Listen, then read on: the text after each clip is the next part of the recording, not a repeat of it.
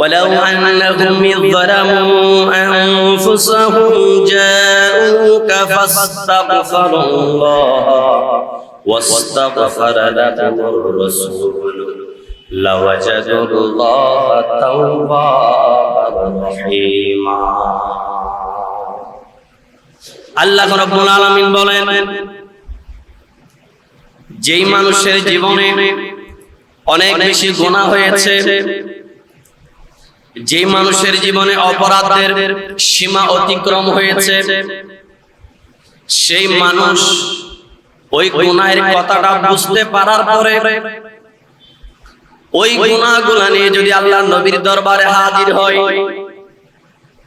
আল্লাহ কোরআনে বলেন, ওয়ালাউ আন্নাহুম ইযলামু আনফুসাহুম জাউকা, ওগো আমার বান্দা নবী, আমার বান্দা আপনার উম্মত গুনাহগুলো নিয়ে যখন আপনি রাসূলুল্লাহর দরবারে উপস্থিত হয়ে হাজির হবে, ফাস্তাগফিরুল্লাহ ওয়াস্তাগফারা লাহুর রাসূল, আর আল্লাহর নবী যদি সেই বান্দা বান্দিনীর পক্ষে আল্লাহর দরবারে যদি ইস্তেগফার করে, আমার আল্লাহ ওয়াদা করেছেন ওয়াস্তাগফারা লাহুর রাসূল, আমার নবী যদি বান্দা বান্দিনীর পক্ষে যদি আল্লাহর দরবারে ইস্তেগফার করে, আমার আল্লাহ ওয়াদা করেছেন লাওয়াজাদুল্লাহ তাওয়াবার রহিমা, আমার আল্লাহ সেই বান্দা বান্দিনীর জীবনের সমস্ত গুনাহগুলোকে maaf করে দিবে। একটু মহব্বতে বলেন না সুবহানাল্লাহ। কোন মানুষ যদি গুনাহ হয়ে যাবার পরে সেই গুনাহ সহ আল্লাহর নবীর দরবারে উপস্থিত হয়, আল্লাহর নবীর দরবারে যাবার জন্য এই ঘোষণা দিয়েছে কে? একটু মনোযোগ আছে না আপনাদের? একটু মনোযোগ দেন। আল্লাহর নবীর দরবারে যাবার জন্য কি বলছে? এটা কি আমাদের কথা না কোরআনের কথা? কোরআনে আবার আয়াত নাম্বার বলছি, সূরা নিসা আয়াত নাম্বার 64 এর লাস্টের অংশ। আল্লাহ সেখানে বলছেন, কোন মানুষ যদি এত বেশি গুনাহ হয়ে গেছে, সেই গুনাহগুলো মাফ করাতেই হবে, মাফ করাতেই চায়, সেই গুনাহ নিয়ে যদি আল্লাহর নবীর দরবারে চলে যায়, একবার বলুন সুবহানাল্লাহ। আল্লাহর নবীর দরবারে যাবার পরে আল্লাহর নবী যদি সেই বান্দা বান্দিনীর পক্ষে আল্লাহর দরবারে যদি ইস্তেগফার কামনা করে, আল্লাহ আমার এই বান্দা বান্দিনী জীবনে গুনাহগুলো সংঘটিত হয়েছে, আল্লাহ আপনি আমার বান্দা বান্দিনীর গুনাহগুলোকে আপনি maaf করে দেন, এই সুপারিশটা যদি আমার নবী রাহমাতুল লিল আলামিন করে আল্লাহর দরবারে, সুবহানাল্লাহ। আল্লাহর নবী যদি বান্দা বান্দিনীর পক্ষে যদি আল্লাহর দরবারে ইস্তেগফার কামনা করে, আল্লাহ ওয়াদা করেছেন ফাস্তাগফারা লাহুর রাসূল, রাসূল যদি কোন বান্দা বান্দিনীর পক্ষে আল্লাহর দরবারে যদি ইস্তেগফার কামনা করে, আল্লাহ ওয়াদা করেছেন লাওয়াজাদুল্লাহ তাওয়াবার রহিমা, আমার আল্লাহ সেই বান্দা বান্দিনীর জীবনের যত গুনাহ থাকুক না কেন, সমস্ত গুনাহগুলো আমার আল্লাহ maaf করে দিবে। এই কথা কার?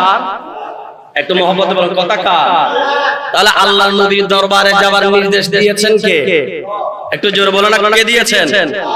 এগুলা কি কোন আলেমরা বানিয়ে বলছে না কোরআনে আছে? আছে না নাই? আল্লাহর নবীর দরবারে যাওয়ার কথা আছে না নাই? যেতে হবে কি হবে না? কেউ যদি গুনাহ maaf করাতে চাই যাবে, আর কেউ যদি বলে না আমার জীবনে গুনাহ maaf করার দরকার নাই, তাহলে আপনার যাওয়ার দরকার নেই। কথা বলেন ঠিক কি না? আমরা বিশেষ করে আমি একটা কথা সব সময় বেশি বলি, আমরা সবাই দাবি করি আমি নবীর উম্মত, আমি নবীর উম্মত, আমি নবীর উম্মত, এটা তো আমরা সবাই দাবি করি, ঠিক আছে। আমার কথা হচ্ছে আল্লাহ নবী সবাই দাবি করতে পারে, কথা ঠিক, কিন্তু কিয়ামতের ময়দানে আমার নবী আমাকে আপনাকে নবীর উম্মত বলে পরিচয় দিচ্ছে কি দিচ্ছে না, এটাই হচ্ছে আসল পরিচয়। কথা বলেন ঠিক কিনা? আল্লাহ নবীর পরিচয় সবাই দিতে পারে, দিবে, এটাতে আমাদের নাজাত মিলবে না, কিন্তু রাসূলুল্লাহ যাক উম্মত বলে পরিচয় দিবে, ওই পরিচয়টা হবে আসল পরিচয়। কথা বলে ঠিক না বেঠিক? কিয়ামতের ময়দানে যদি রাসূল বলে এটা আমার উম্মত, ওইটাই গ্রান্ডেড, ওইটাই ফাইনাল, আর যদি বলে এটা আমার উম্মত না, এটার আমার উম্মত না, এটা আমার উম্মত না, তাহলে বলেন তো সেই দিন আল্লাহর দরবারে আসামির কাঠগড়ায় যাওয়া ছাড়া কোনো উপায় থাকবে? আজকে হাজার ধরনের মানুষ দেখবেন, লক্ষ মানুষের সামনে আল্লাহর নবীর সম্মানকে নিয়ে কটাক্ষ করে। আছে না এমন মানুষ যারা লক্ষ লক্ষ মানুষকে সামনে নিয়ে বলে নবী তো আমাদের মতো, নবীর জীবনে গুণ আছে, নবী আমাদের মতো সাধারণ, এইভাবে বলে বলে মানুষদেরকে মিসগাইড করার মতো মানুষ আমাদের আপনাদের সময়ে আছে না নাই? বলেন, কথা বলেন না কেন? আছে না? ইউটিউব করলে দেখবেন সেখানে অনেক উলামায়ে কেরাম নিজের জীবনের সর্বোচ্চ কিছু দিয়ে চেষ্টা করছে শুধু নবীকে সাধারণ কাতারে নামানোর জন্য। যেখানে আল্লাহ রাব্বুল আলামিন তিনার বন্ধু নবীর শানে বলেছেন, ওগো আমার বন্ধু নবী, কোন বান্দা বান্দি যদি নিজেদের জীবনের ভুলগুলা বুঝতে পারার পরে যদি আপনি নবীর দরবারে চলে আসে, আপনি রাসূল যদি তাদেরকে চিনে জেনে যদি আপনি তাদের পক্ষে আমি আল্লাহর দরবারে যদি ইস্তেগফার কামনা করেন, আমি আল্লাহ ওয়াদা করলাম সেই বান্দা বান্দির জীবনের গুনাহগুলো আমি আল্লাহ নিমিষেই maaf করে দিব। যারা রাসূলের শানে বেয়াদবি করছে এই পর্যন্ত, বলেন কিয়ামতের ময়দানে তারা রাসূলের সামনে তাদের চেহারা দেখাইতে পারবে? বলেন না পারবে? এই জন্য আমি এই কথাটা প্রায় সময় বলি, আমরা সবাই রাসূলের উম্মত দাবি করি কথাটি, কিন্তু রাসূল আদৌ আমাকে আপনাকে উম্মত বলে পরিচয় দিবে কিনা সেটাই হচ্ছে আসল পরিচয়। কথা বলেন ঠিক কিনা? সেই পরিচয় যদি রাসূল যদি বলে এটা আমার উম্মত না, এই তো সেই উম্মত যেই উম্মত লক্ষ মানুষের সামনে আমি রাসূলকে খাটো করে কথা বলেছে। রাসূল যদি বলে এই তো আমার সেই উম্মত, যেই উম্মত বলতো আমি সাধারণ ছিলাম, যেই উম্মত বলতো আমি রাসূল গায়ে জানতাম না, এই তো সেই উম্মত যেই উম্মত বলতো আমাকে নামাজে খেয়াল করা, গরু গাধার মতো খেয়াল করা, এইটা যখন রাসূল কিয়ামতের ময়দানে বলবে, বুকে হাত দিয়ে বলেন তো সেই ময়দানে পরিচয় দেবার, মুখ দেখাবার কোন মুখ কি সেদিন থাকবে? এই জন্য শায়ের বলে, দো জাহানে কি যে হবে আমার পরিচয়, বলেন না, দো জাহানে কি যে হবে আমার পরিচয়, প্রিয় নবীর গোলাম ছাড়া অন্য কিছু নয়, প্রিয় নবীর গোলাম ছাড়া অন্য কিছু নয়, দো জাহানে কি যে হবে মোদের পরিচয়, দো জাহানে কি যে হবে মোদের পরিচয়, প্রিয় নবীর গোলাম ছাড়া অন্য কিছু নয়, প্রিয় নবীর গোলাম ছাড়া অন্য কিছু নয়। সালাতুন ইয়া সালামুন ইয়া হাবিবাল্লাহ। এক করে নাত করলাম, নাত করলে অনেক নাত করতে পারবো ইনশাআল্লাহ, কিন্তু আমাদের মকসদ সেদিকে কেন, আমি যেটা বোঝাতে চাই, যারা প্রকৃতপক্ষে অন্তর থেকে রাসূলকে মানবে, জানবে, রাসূলের ইতাআত করবে, তারাই কিয়ামতের ময়দানে রাসূলের উম্মত বলে পরিচয় দিতে পারবে। তাও যদি রাসূল আমাকে আপনাকে উম্মত হিসেবে স্বীকৃতি দেয়, আর অন্যথায় সে ময়দানে মাহশরে আমাদের বাঁচার কোনো উপায় আছে? আজকে যারা দিব্যি শুধু হাজার বিষয়, দুনিয়াবি হাজার বিষয় থাকার পরে সব বিষয় বাদ, শুধু একটা বিষয়ে তারা কথা বলে, রাসূল আমাদের মতো ছিল, রাসূল আমাদের মতো সাধারণ ছিল, রাসূল কিছুই জানে না, রাসূল গায়েব জানে না, রাসূল সুপারিশ করবে না, রাসূল তো সাধারণ ছিল, রাসূলুল্লাহর জন্য এই মিলাদ নবী করে লাভ কি, রাসূলুল্লাহর জন্য দোয়া করে লাভ কি, এই ধরনের হাজার বিষয় বাদ দিয়ে শুধু একটা বিষয় নিয়ে যারা কথা বলে, এরাও কিন্তু রাসূলের উম্মত পরিচয় দিচ্ছে, এটা ঠিক, কিন্তু কিয়ামতের ময়দানে রাসূল সেই উম্মতকে উম্মত বলে পরিচয় দিবে কিনা সেটাই হচ্ছে আসল পরিচয়। কথা বলে ঠিক কিনা? আর রাসূল যদি পরিচয় না দেয়, ব্যাখ্যাতা বাদ দন আরা সমাজের মাঝে মধ্যে আদিকে বেজালত বাজিলে মেম্বার চেয়ারম্যান তোয় না নয়, আতিকে যদি হনম মেম্বার চেয়ারম্যান ভালো সম্পর্ক থাকে হন আর কি গেলে হয় আই অমুক সমাজের অমুক চেয়ারম্যানের ভাই ফুটায় ইয়েন হইলে মাইসে সারে দিব এলে পরিচয় দেন আনো দেয় ইয়েন তো দুনিয়ার পরিচয় মাত্র ইয়েন দুনিয়ার পরিচয় এলে হাজারো পরিচয় আছে গাড়ি চালার ড্রাইভার ট্রাফিকে দেখছি একটা বড় বড় নাম বেছে আই অমুক নেতার শাড়ি আই অমুক নেতার দানা আই অমুক নেতার বাপ নাম বেছে না বেছে তো দুনিয়া যদি অমুক নেতার নাম বেশি যদি ফার ভাই যাইতারে কিয়ামতের ময়দানে রাসূলের নাম যদি বেছে রাসূলের নাম বেশি রাসূল আর রাসূল আর সাহেব না সাহেব কিন্তু দুনিয়ার একটা एग्जांपल মাত্র হাজার एग्जांपल আছে ব্যাকদিন বাদ এখন রাসূলের পরিচয় দিবেলাই রাসূলের পক্ষে তো তাগল ধরিব আগদি রাসূলের পক্ষে তাগিলে না রাসূল আর পরিচয় দিব ও ইবেই তো আর উম্মত ইবেই তো আর উম্মত জিবাই রাসূল সগিন দেহে কিন্তু কালেমা হইজি আই রাসূল ন দেহে তি এর মিরা কিয়াম গজি আই রাসূল ন দেহে আই রাসূলের নামাজ বই বই সালাম দিয়ে ইবেই তো আর উম্মত ইবেই তো আর উম্মত এই পরিচয় যাতে রাসূল দিব এই দিনেই আর শাফাআত আর তাকদীর জুটিব হতা হন ঠিক না বলে একবার জোরে জোরে ফরল সুবহানাল্লাহ আর যদি রাসূল হয় না ইমার উম্মত ইবে তো সেই উম্মত জীবের লাখ মানুষের সামনে আই রাসূলের সাধারণ করি ঘৃণা করছি অবজ্ঞা করছি আই রাসূল কিছু না জানতাম বলে হই দিবে আর উম্মত ইল্লে হতা যদি আর রাসূল একবার হয় আল্লাহর ময়দানত আল্লাহর দরবারত বাঁচিবের হল সুযোগ আছে না এতেলাই মাত গরম করি বেলায় কেউ বোধ হতা হয় এই হতা হইতাম যে এখন ইমান জারবো কিনা ইয়ে নারাতে সতর্কতা কোন দরকার আছে না নাই বাইরে হইতে যাই রে নিজের জাহির করতে যাই রে আন্তর্জাতিক স্কলার বানাইতে যাই রে হাজার হাজার বিষয় বাতলাহির শুধু আল্লাহ রাসূলের শানে দ্বীন ইসলামের শানে বেয়াদবি করে দিলে হাজারো মানুষ আছে না নাই আয় মসজিদে আজ 10 মিনিট আগে আসছি আয়ের একটা ফেসবুক ঢুকি ফেসবুক স্ক্রল করতে করতে দেখি একজন হতে আই আল্লাহর দেখিয়ে রাইছি নাউজুবিল্লাহ হইবেন না সাধারণ মানুষ উগ্র দলের কর্মী হতে আই আল্লাহর দেখিয়ে আল্লাহ হতে হই ইনি কিল্লে হতে নিজের জাহির করি ফেললে নিজের ভাইরাল করি ফেললে আল্লাহর পৃথিবীর জমিনে শুধু এক শ্রেণীর মানুষ দেখিব হারা যারা শহীদ হয় শহীদ হতে হতে পৃথিবীর জমিনে শহীদ হতে হতে আল্লাহ দেখিবের উপর চান্স আছে আর বাকি জিন আল্লাহর দেখিব জান্নাত সুবহানাল্লাহ জান্নাত ছাড়া আল্লাহ দেখিবের সুযোগ দুনিয়া শুধুমাত্র যারা শহীদ হয় ওই শহীদ হতে হতে আল্লাহর দেখিব একবার ফরজ সুবহানাল্লাহ আর এই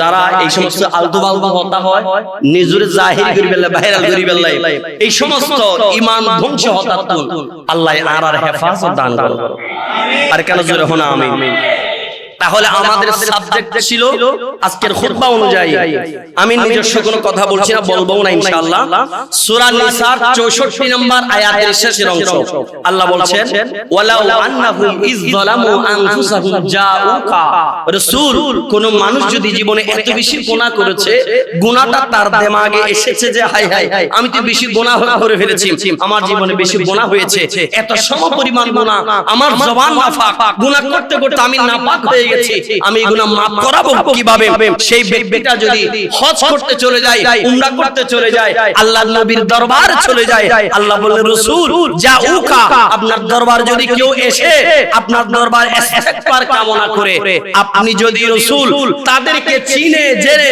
তাদের পক্ষে আমি আল্লাহর দরবার যদি সুপারিশ করেন লাওয়াজাদুল্লাহ তাওয়াবার রহিমা আমি আল্লাহ ওয়াদা করলাম আপনি যাদের পক্ষে সুপারিশ করবেন আপনার সুপারিশ করা মাত্র ও সাথে সাথে ওই ব্যক্তির সমস্ত গুনাহ আমি আল্লাহর নিমিষেই maaf করে দিব সুবহানাল্লাহ এই কথা কার এটা কি আমাদের রাঙ্গুনিয়ার জমিনে কোন আলেম বলছে এটা কে বলছে তাহলে আল্লাহর কথার মধ্যে কোন সন্দেহ আছে নি কেউ যদি সন্দেহের অবকাশও রাখে ঈমানদার না বেঈমান আল্লাহ বেঈমান থেকে আমাদেরকে হেফাজত দান করুন আমিন এবার আমরা একটা হাদিস শরীফ শুনবো এই আয়াতের আলোকে একটা হাদিস শরীফ একটু আমরা মুখে মুখে পড়ব বরকতের জন্য তাহলে সুপারিশ আল্লাহর নবী যে সুপারিশ করতে পারবে করার অনুমতি আল্লাহ দিয়েছেন আরো দিবেন সেটা কোরআনে আছে না নাই কারো যদি সন্দেহ লাগে আবারও বলছি, নোটটা করে রাখেন, ঘরে গিয়ে কোরআন করে তাফসীর গুলো দেখবেন। সূরা নিসা আয়াত নাম্বার 64 লাস্টের অংশ। তাফসীর যদি কারো ঘরে থাকে তাফসীর গুলো খুলে দেখবেন আল্লাহ কোরআন সেখানে এই কথা বলেছেন কিনা। না থাকলে আমাকে এসে ধরবেন, হুজুর আপনি মিথ্যা বলেছেন, ধরতে পারবেন, অসুবিধা নাই। আর আমি যেহেতু কোরআন থেকে কথা বলছি, আমার তো ভয়ের কোনো কারণ নাই।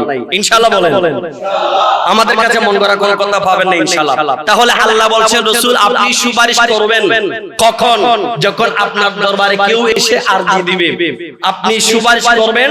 আর সুপারিশ করার জন্য আমি আল্লাহ আপনাকে অনুমতি দিয়ে রেখেছি। একটু জোরে বলেন সুবহানাল্লাহ। এবার একটা হাদিস শরীফ বলেন, সবাই একটু মুখে মুখে বরকতের জন্য পড়েন, বলেন আন ইবনে আব্বাস রাদিয়াল্লাহু আনহু ক্বালা ক্বালা রাসূলুল্লাহ সাল্লাল্লাহু আলাইহি ওয়াসাল্লাম। একটু মুহাম্মদ সবাই বলেন না, সাল্লাল্লাহু ওয়া আনা আউয়ালু শাফিঈন ওয়া আউয়ালু মুশাফফাঈন ইয়াউমাল কিয়ামাতি ওয়ালা ফখর। একবার বলেন সুবহানাল্লাহ। এই হাদিস শরীফ বুখারী শরীফের মধ্যে আছে, মুসলিম শরীফের মধ্যে আছে। এখন তো আর ক্লাসে গিয়ে হাদিস পড়ার সুযোগ নাই। এই জুমাতে একটা হাদিস পড়লাম, কিয়ামতের ময়দানে যদি আটকে যান রাসূলকে বলতে পারবেন ইয়া রাসূলুল্লাহ ক্লাসে যাওয়ার সুযোগ হয় নাই, জুমা মসজিদে ইমাম হুজুরের মুখে মুখে আপনি রাসূলকে না দেখে বিশ্বাস করে অন্ততপক্ষে একটা হাদিস শরীফ পড়েছি, ইয়া রাসূলুল্লাহ আপনি চাইলে এই হাদিসের উসিলায় আমাকে একটু সুপারিশ করেন না। করতে পারে কি পারে না? বিশ্বাস আছে না নাই? আল্লাহর নবী বললেন, হযরত আব্বাস রাদিয়াল্লাহু আনহু বলছেন আল্লাহর নবী থেকে عن ابن عباس رضي الله تعالى عنه قال قال رسول الله صلى الله عليه وسلم وانا اول الشافعين। আল্লাহর নবী বললেন আমি প্রথম মানুষের জন্য সুপারিশ করব। ও আল্লাহ প্রথম সুপারিশ করার জন্য আল্লাহর দরবারে অনুমতি দিবেন। সুবহানাল্লাহ। আমি প্রথম মানুষ যিনি, আমি কিয়ামতের ময়দানে আমি রাসূলুল্লাহর আগে কেউ সুপারিশ করবে না, আমাকে অনুমতি দেয়া হবে। আল্লাহর দরবারে প্রথম যিনি সুপারিশ করবে তিনি হলেন মুহাম্মাদুর রাসূলুল্লাহ সাল্লাল্লাহু তাআলা আলাইহি ওয়াসাল্লাম। বলেন সুবহানাল্লাহ। ইয়াউমুল কিয়ামা, ওই কিয়ামতের ময়দানে প্রথম যিনি সুপারিশ করবে তিনি হলেন আপনার আমার প্রাণের নবী রাহমাতুল লিল, বলেন না রাহমাতুল লিল। এই জন্য আল্লাহর নবী বলছেন লা ফাখর, এই যে আমাকে প্রথম সুপারিশ করার জন্য অনুমতি আল্লাহ দিয়েছেন, দিবেন, সেই জন্য আমি রাসূলুল্লাহ কোনো ফখর করি না, কোনো অহংকার করি না। সেটা আমার আল্লাহ মুহাব্বত করে আমি রাসূলকে প্রথম একেবারে সবার আগে সবার আমার গুনাহগার উম্মতের এই জন্য যারা আল্লাহ রাসূলকে না দেখে মানবে, জানবে, তাআত করবে, তাদের পক্ষে আমার নবী প্রথম সুপারিশকারী হবে। বলেন সুবহানাল্লাহ। হাদিসে পাকে আছে নি। এরপর অনেকেই বলবে আল্লাহর নবী তো সুপারিশ তো দূরের কথা, নিজের জন্যই নিজে কিছু করতে পারবে, এমন কথা বলার মানুষ আছে না নাই? বিশেষ করে জাহেল হাদিস যারা, এরা এই কথাগুলো বেশি বলে যে আল্লাহর নবী উম্মতের সুপারিশ করতে কি করবে, নিজের জন্য করতে পারবে কিনা সন্দেহ। এগুলো জাহেল হাদিসরা বলে। এরা আহলে হাদিসদেরকে যদি কেউ মানে বিশ্বাস করে এরাও বেঈমান, কারণ এরা তো মুসলমান না। আহলে হাদিস যারা দাবি করে এরা মুসলমানই না ভাই। এদেরকে মুসলমান বললে মুসলমানের গুনাহ হবে, অপমান হবে। এরা মুসলমানও না। এরা রাসূলুল্লাহর সামনে এত মারাত্মক লেভেলের বেয়াদবি করছে, এদেরকে মুসলমান বললে মুসলমানের অসম্মান হবে। এরা মুসলমান না। যারা রাসূলুল্লাহর একটা চুল মুবারকের একেবারে আগাকেও, একটা চুলের আগাকেও যদি কেউ ইনসাল্ট করে, অপমান করে, অবজ্ঞা করে, অবহেলা করে, সেই সাথে সাথে বেঈমান। এই জন্য দেখবেন আমাদের সমাজে কিছু আলেম দেখবেন, এমনি আলেম বলতেছি আর কি, প্রকৃত আলেম কখনো রাসূলুল্লাহর সামনে বেয়াদবি করতে পারে, করবে যাদের অন্তরে তিল পরিমাণ মুহাব্বত নবীর জন্য আছে, সে কিয়ামত হয়ে যাবে রাসূলের সামনে বেয়াদবি করবে। আর যারা করছে এরা ঈমানদার তো দূরের কথা, এরা মুসলমানও হতে পারে। কারণ বেয়াদবের কোনো পরিচয় বেয়াদব ছাড়া কিছু হইতে পারে না। বেয়াদব মানে বেয়াদবের আর কোনো পরিচয় থাকতে পারে না, হইতে পারে না। এটা একটা। আমরা আরেকটা হাদিস শরীফ দেখছি, আন উবাই ইবনে কাব রাদিয়াল্লাহু আনহু قال النبي صلى الله تعالى عليه وسلم إذا كان يوم القيامة كنت إمام النبيين وخطيبهم وصاحب شفاعتهم غير فخر আল্লাহ নবী বলছেন إذا كان يوم القيامة যেদিন কিয়ামতের ময়দানে কুনতু ইমামান নবিয়্যিন আমি রাসূলকে সমস্ত নবীদের ইমাম বানানো হবে সুবহানাল্লাহ বলা যাবে না কিয়ামতের ময়দানে সমস্ত নবীরা থাকবে সমস্ত নবীদের উম্মতরাও থাকবে ওই ময়দানে মাহশরের মধ্যে আমার নবীকে আমার আল্লাহ সমস্ত নবীদের ইমাম বানাবে ইমাম বানানোর পরে আমার নবী বলছেন ওয়া খতিবাহুম আমি সেই কিয়ামতের ময়দানে একটা বক্তব্য দেব ভাষণ দেব ওয়াজ করব করার পরে ওয়া সাহিবা শাফাআতিহিম আমাকে যারা দেখে নাই মানবে আমি রাসূলুল্লাহকে যারা কপালের চোখে দেখে নাই অথচ মানবে জানবে স্মরণ করবে ইতাআত করবে আমি রাসূল শাফাআতিহিম তাদের জন্য আমি আল্লাহর দরবারে এক নম্বরে শাফাআত করব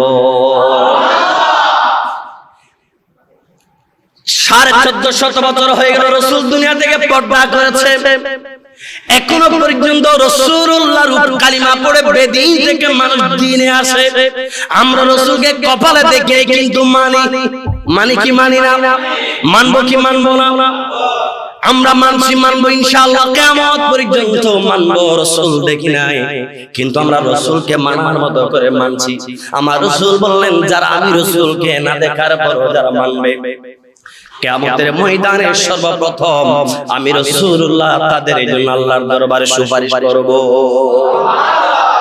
এইজন্য আহলে সুন্নাত ওয়াল জামাতের আকীদায় যারা বিশ্বাসী এই দলে যারা আছে তারা বড়ই ভাগ্যবান আমাদের আছে যেমন আল্লাহ তাআলা আমাদের কোরআনে আযীম ও আমাদের আল্লাহর নবী রাহমাতুল লিল যিনি সুপারিশ করতে পারে সেই নবীও আমাদের বলে না সেই নবীও ইমামে আযম আমাদের সুন্নিদের বলে না ইমামে আযম গৌসুল আযম আব্দুল কাদের জিলানীও খাজা গরিবে নেওয়াজও আউলিয়া কেরামও আহলে সুন্নাত ওয়াল জামাতও আমাদের বড় বড় শুনেছি যারা আহলে সুন্নাত ওয়াল জামাতের ব্যানারে যারা নিজের ঈমানকে ইস্তেকামাত রাখতে পেরেছে আহলে সুন্নাত ওয়াল জামাতের ব্যানারে ওই আকীদায় যারা ইস্তেকামাত থাকতে পেরেছে তারাই হবে একমাত্র সফল কাম বাকি সবগুলো জাহান্নামী এটা আল্লাহ রাসূল বলেছেন আল্লাহ আমাদেরকে রাসূল চিনার তৌফিক দান করুন আরেকটু জোরে বলেন আমিন সালাতুন ইয়া আলাইকুম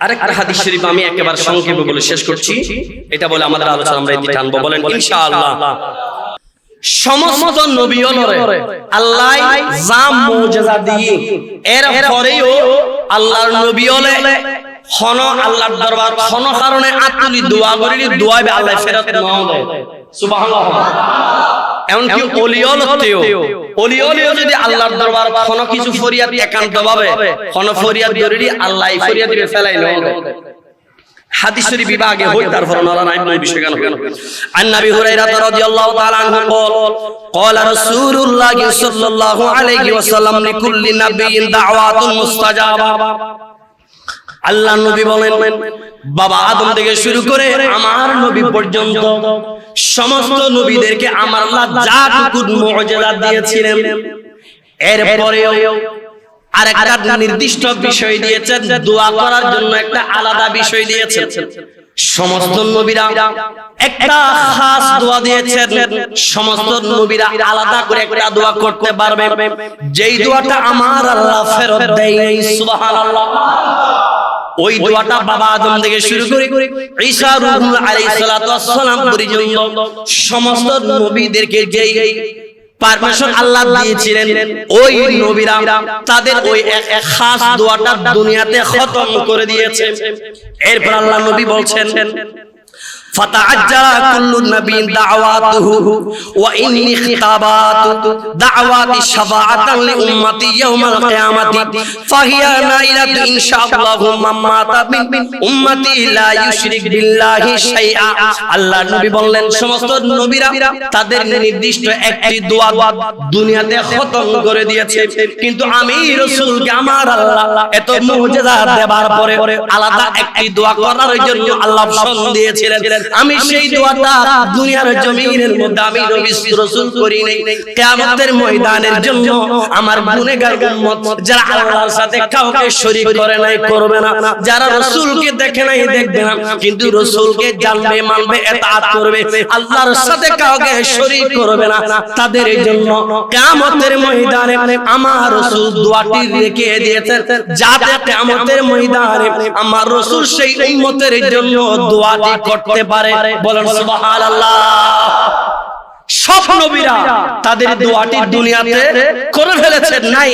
আল্লাহ রাসূল বলে আমার জন্য যেটি বরাদ্দ আছে আমি সেটা জমা রেখেছি। ইয়া রাসূলুল্লাহ কাদের জন্য রেখেছেন? বলে আমার কিছু গুনাহগার উম্মত হবে যারা কপালের চোখে রাসূল দেখবে না, যারা কানে শুনবে আর ইমাম থেকে রাসূলকে 100 তে 100 মানতে পারবে না, ঠিক কিন্তু চেষ্টা করবে মানতে, জানবে আমি রাসূল। কিয়ামতের ময়দানে তারা যখন দিশাহারা হয়ে থাকবে, মুসিবতে পড়বে, ওই সময়ের জন্য আমার সেই গুনাহগার উম্মতকে সুপারিশ করার জন্য আমি দোয়াটি দুনিয়াতে না করে কিয়ামতের ময়দানের জন্য সেই গুনাহগার উম্মতের জন্য আমি বরাদ্দ করে রেখেছি। বলেন সেটাই তো আমাদের নবী। সুবহানাল্লাহ। এই জন্য রাসূল শুধু দুনিয়াতে সুপারিশ করতে পারে এটা নয়, এটার সাথে সাথে দুনিয়াতে যেমনি ভাবে সুপারিশ করতে পারবে কিয়ামতের ময়দানেও একইভাবে আমাদের জন্য গুনাহগার উম্মতের জন্য যারা রাসূলকে মানার মতো মানবে, জানার মতো জানবে, চেনার মতো চিনবে, না চিনলে চেনার চেষ্টা করবে, রাসূল বলে সেই সমস্ত উম্মতের জন্য আমি রাসূলের সুপারিশ করাটা ওয়াজিব। সুবহানাল্লাহ। এই জন্য আজকের আমাদের আলোচনার বিষয় হলো যারা হজ্জে যায়, বিশেষ করে যাদের জীবনে হজ করার সুযোগ আল্লাহ দিয়েছেন, মক্কাতুল মুকাররমা থেকে হজ শেষ করে মদিনায় যাওয়ার দরকার আছে না নাই? এই কথা কি আমাদের না কোরআনের?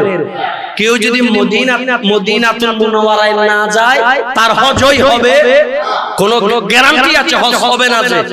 কারণ যাওয়ার গ্যারান্টি আল্লাহ দিয়েছেন, আমি আপনি বারণ করার কি? কথা বলেন ঠিক কিনা? আল্লাহ আমাদেরকে কোরআন শোনার এই কথাগুলো শুনে আমল জিন্দেগি করার তৌফিক দান করুন। আর একটু মুহাম্মদ বলেন আমিন। সালাতুন ইয়া রাসূলুল্লাহ আলাইকুম।